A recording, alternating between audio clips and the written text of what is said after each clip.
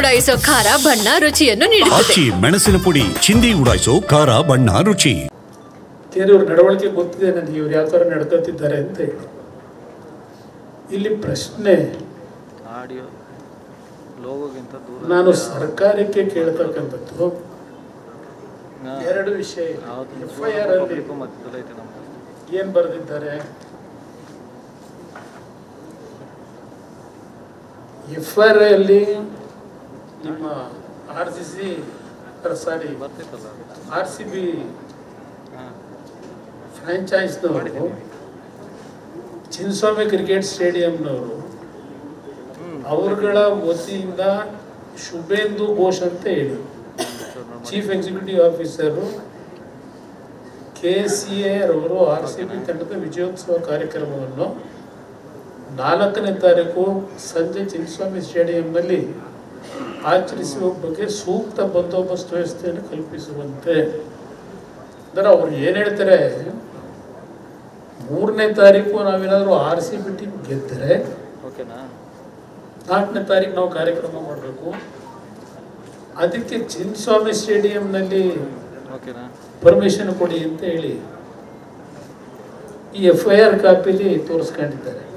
ಈಗ ಆ Cubbon park police ಸ್ಟೇಷನಲ್ಲಿ FIR ಹಾಕಿರತಕ್ಕಂಥದ್ದು. ಇಲ್ಲಿ ಇನ್ನೊಂದು, ಈ DPRಗೆ ರಿಕ್ವೆಸ್ಟ್ ಮಾಡಿದಾರಲ್ಲ, DPR ರಿಕ್ವೆಸ್ಟ್ಗೆ ಏನು ಕೇಳಿದ್ದಾರೆ ಅವರು? DPRನಲ್ಲಿ ಕೇಳೋದು, kindly accept our sincere greetings from the Karnataka State Cricket Association. Thus this letter it finds you and your family in the best of health and wish all of you the very best for the future. DPR secretary ಬರೆದಿರೋ letter. ಇಲ್ಲೇನು ಹೇಳ್ತಾರೆ, permission to use Vidhana Soudha grand steps for felicitation of RCB team. DPR ಕೊಟ್ಟಿರೋದು ವಿಧಾನಸೌಧದಲ್ಲಿ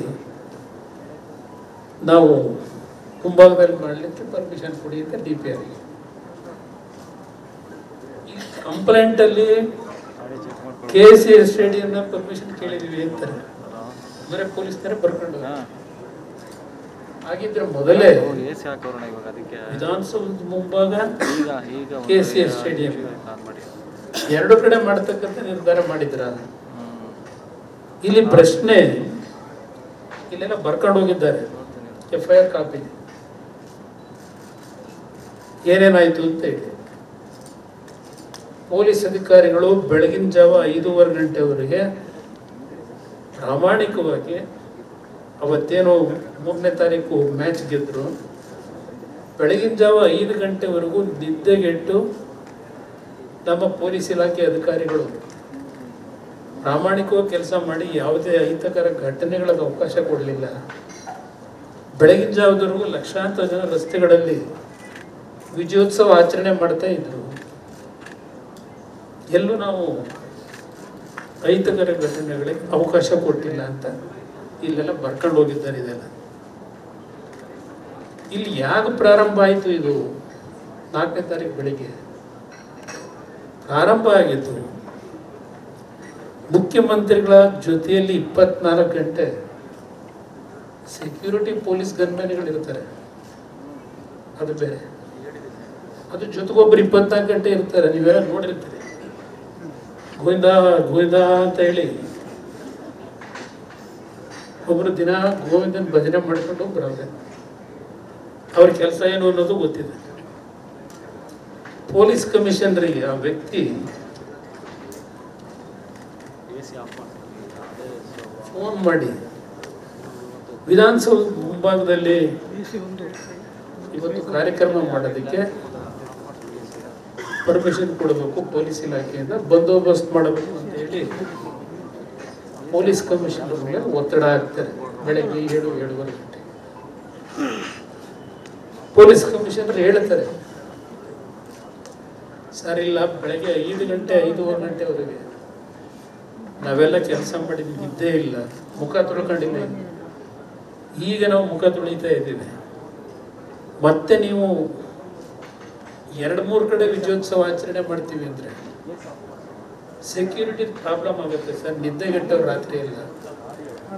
ದಯವಿಟ್ಟು ಹಠ ಮಾಡಬೇಡಿ, ಒಂದು ಕಡೆ ಮಾಡಿ. KCA ಸ್ಟೇಡಿಯಂನಲ್ಲಿ ಬಂದೋಬಸ್ತ್ ಮಾಡ್ಲಿಕ್ಕೆ ಅನುಕೂಲ ಆಗುತ್ತೆ ಅಂತ ಹೇಳಿದ್ದಾರೆ.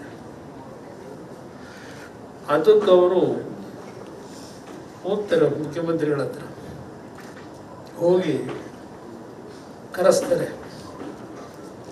ಮುಖ್ಯಮಂತ್ರಿಗಳು ಹೇಳ್ತಾರೆ, ನಾನು ಈ ರಾಜ್ಯದ ಮುಖ್ಯಮಂತ್ರಿ ಹೇಳ್ತಾ ಇದ್ದೇನೆ, ಹೇಳಿದಷ್ಟು ಮಾಡೋದು ಕೆಲಸ.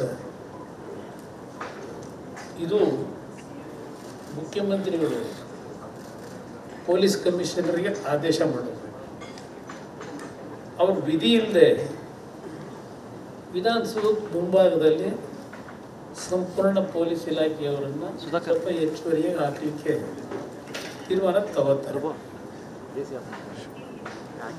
ಅಲ್ಲಿ KCA ಸ್ಟೇಡಿಯಂಗೆ ಈ KSRP ರಿಸರ್ವ್ ಪೊಲೀಸ್ ತುಕಡಿ ಕಾನ್ಸ್ಟೇಬಲ್ಗಳು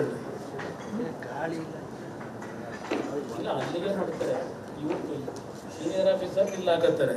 ಬಟ್ ಯಾರಿಗೂ ವಿಡಿಯೋ ಕಾನ್ಫರೆನ್ಸ್ ಆಗಲಿ, ಮೊದಲೇ ಎಲ್ಲರಿಗೂ ಏನೇನು ಮಾಡಬೇಕು ಅಂತಕ್ಕಂಥದ್ದು ಸೂಚನೆ ಕೂಡ ಸಮಯ ಸಿಗಲ್ಲ, ಕೊಟ್ಟಿರಲ್ಲ. ಅದು ಒಂದು ನನಗೆ ಮಾಹಿತಿ ಇದೆ.